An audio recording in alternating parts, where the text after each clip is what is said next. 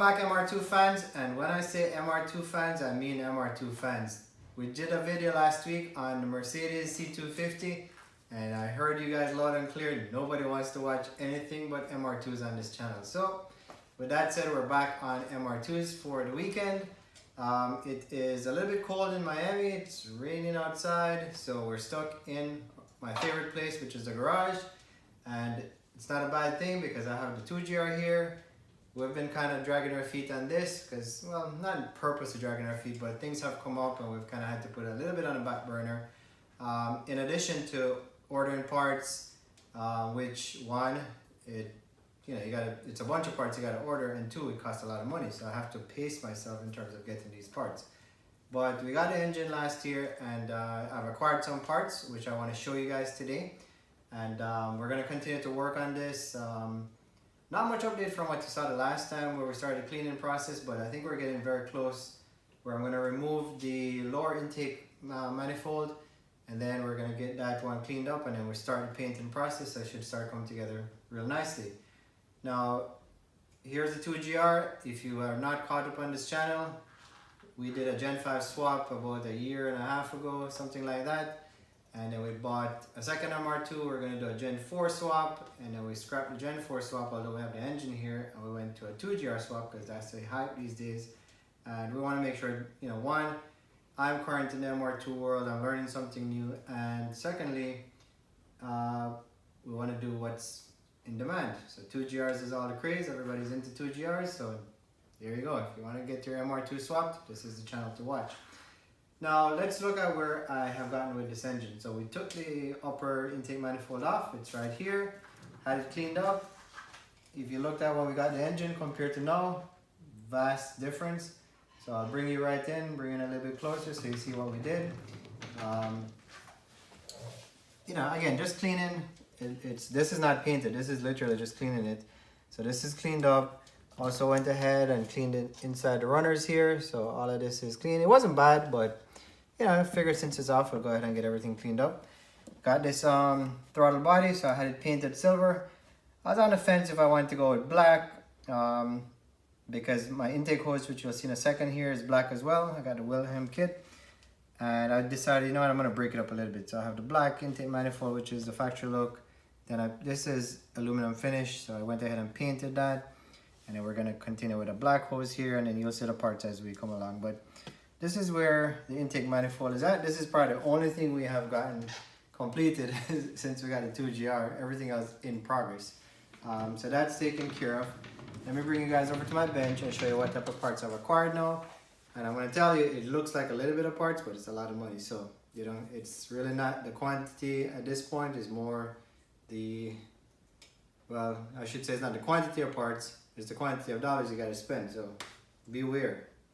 It starts with the most inexpensive swap, which is the 3S GTE Gen 4, Gen 5. Then you get to the 2GR, and then if you go K20, it gets super crazy depending on how aggressive you want that build to be. So anyways, let's jump right into 2GR. Let's see what parts we have.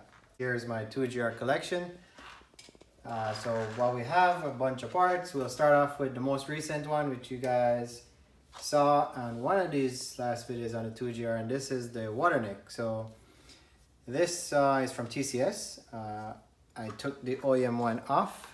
We removed it from here, if you remember. It was sitting on the side of the engine, like right about here. Yep, there you go. And we took it out and we sent it for TCS to add this fill pipe in. And this is where we're gonna fill our coolant for the MR2, because as most of you guys know, these engines came in front wheel setup. So, you have the radiator up front, and typically that's where you'd fill your coolant from.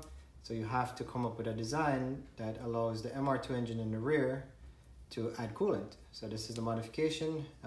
Very nice piece TCS sent me. Looks like they sent me a brand new one, because the one I sent off did not look like this, and the one I got back looks amazing. So very happy with that. So this is our water neck. Happy this is back. So one more piece, and I guess I'll go right back to the engine. A little bit of contrast. That's what a new finish would look like, and that's what your used finish looks like. So the goal here is, as we get this engine, back up and ready to go into the MR2, everything looks to this spec, not that spec, because that's looking old and grungy, And this is looking new and how I like it. So this is our water neck. Let's see what else we have. All right, so the intake manifold, intake setup on this car, you kind of have to buy a bunch of pieces. There's really no one kit, at least none that I could find, that you just buy and everything is there. So in order to get your intake, I had to buy a bunch of pieces. So this came from Wilhelm, I don't know if I pronounced that correctly, Racing.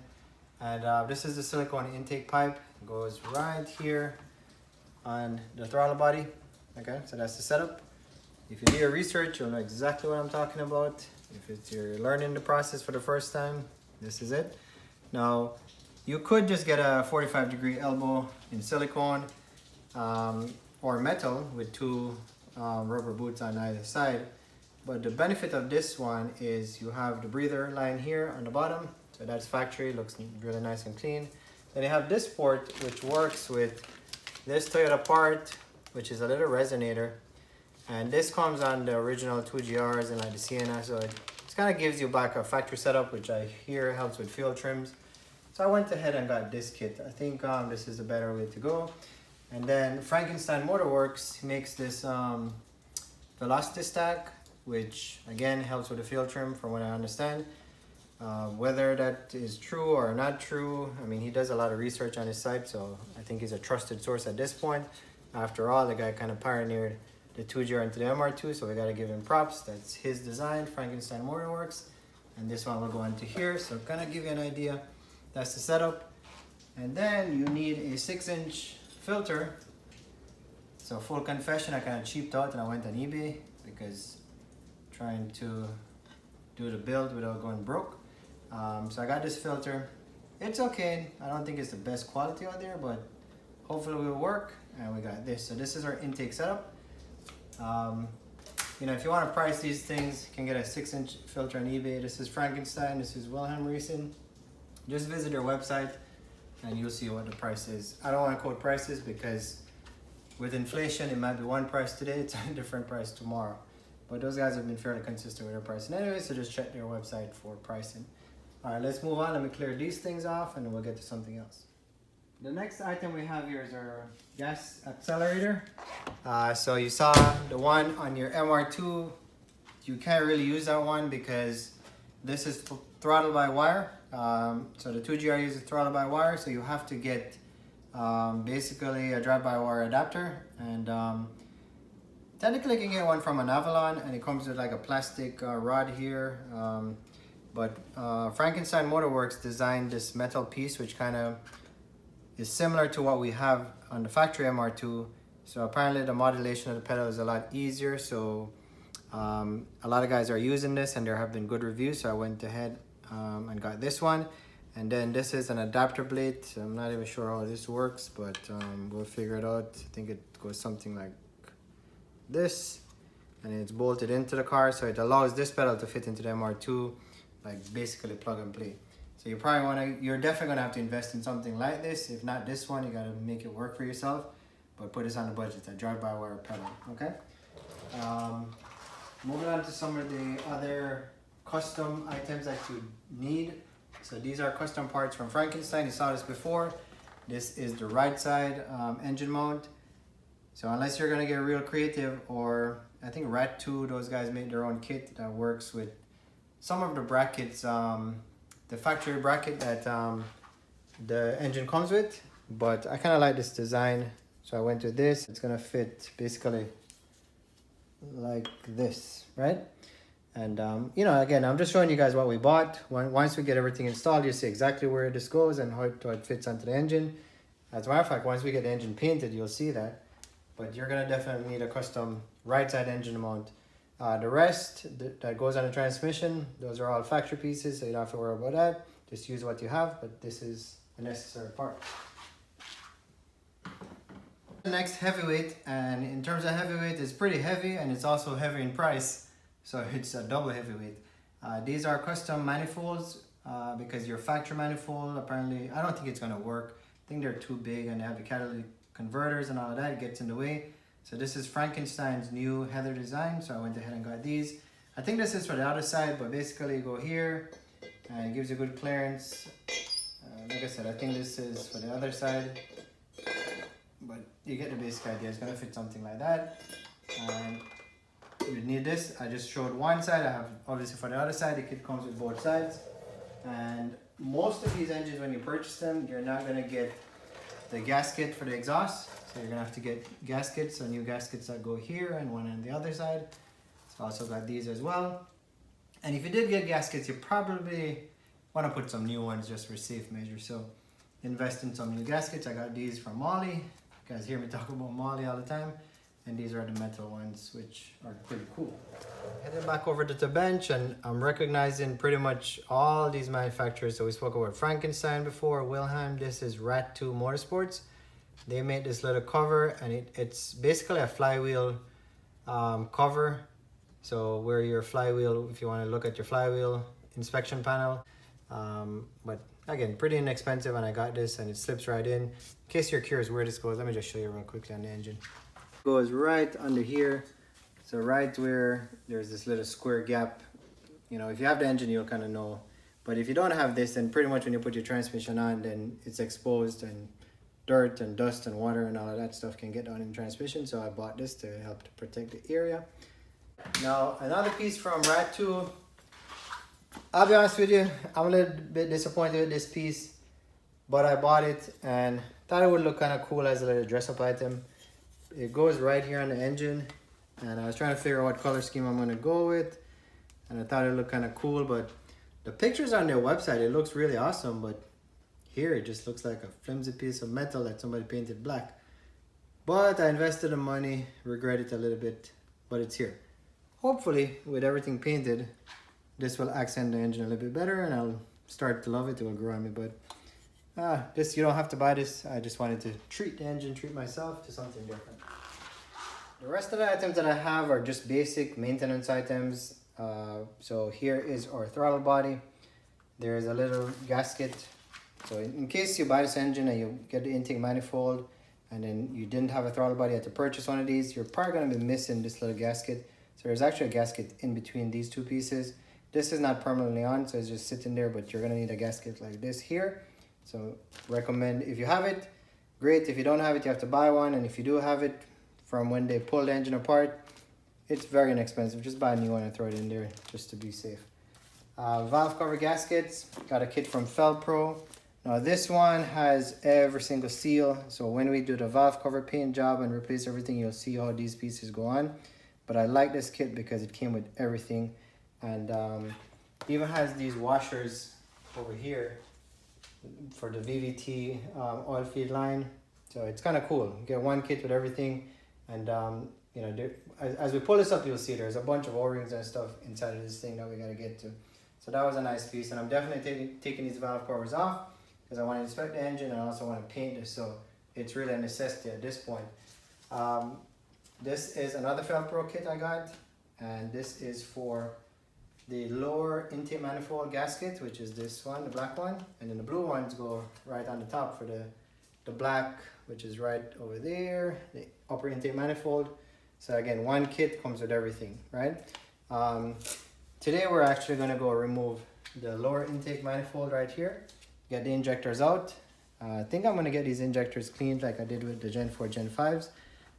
So today we got to get this off, and on this side of the engine we'll come around to what we call the passenger side. You know, I did purchase a new pulley here. That one's a little bit scratchy, so I mean I can see where this would be a problem trying to change that with the engine in the car. You know, so I don't like how that feels. This one is very smooth, and I'm contemplating if I want to reuse this, but for now it's a reused part. I might change my mind. And then I ordered a water pump, so that's coming. So there are a bunch more parts on its way. This is kind of like, call it the part 1 off the parts list for the car. So part 1 parts list, there's going to be a part 2 because there are a lot more parts on the way. But for now, guys, that's what I got. This is like about 2 months since I had the engine, so slowly but surely buying some parts. Hope you guys appreciate the video and learning something from it.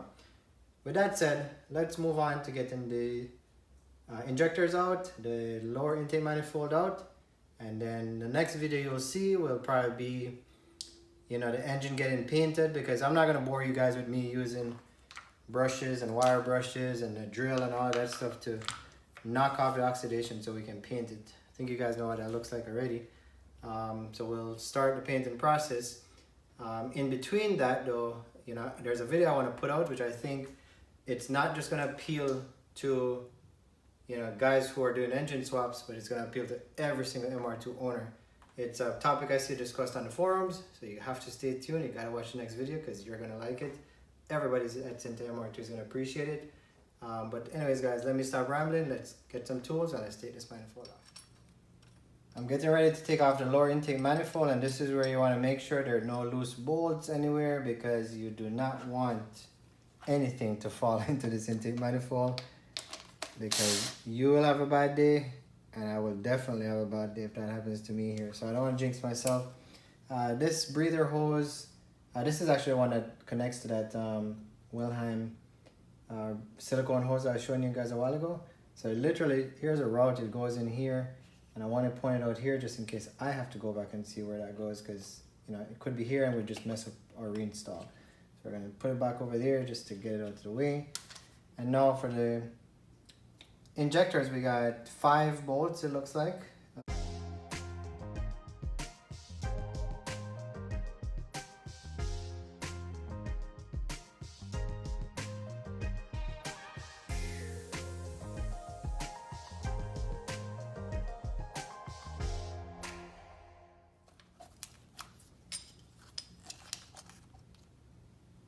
That came up quite easy. So here are these injectors. They look clean on the bottom, but you never know. So hey, I think I might just end up getting these cleaned. So put these over here on the bench, and I can tell there's some rubber seals here in this lower intake manifold. So I'm gonna have to look into that. I mean, they feel pretty pliable, so probably could reuse them, but I'm gonna paint this thing and clean it up, so I don't know if I can get them out without damaging them. But moving along, now we got 2 bolts here, actually 3 bolts. So 1, 2, 3 on this side, and 3 on this side as well. And then we got 2 bolts on either end, so we're looking at 8. Let's just get these off.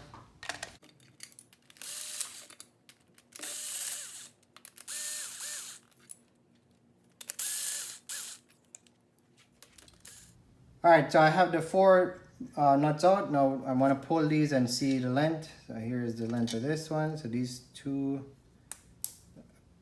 appear to be the same. Let's see if they're all the same. Yep, so they're all the same. The reinstall is, you know, there's not much guesswork into it. Just make sure you know your lower bolts different from the upper ones here, which again, they're different size, so you really can't mess this up. And now that this is loose, we should be able to just lift this right out.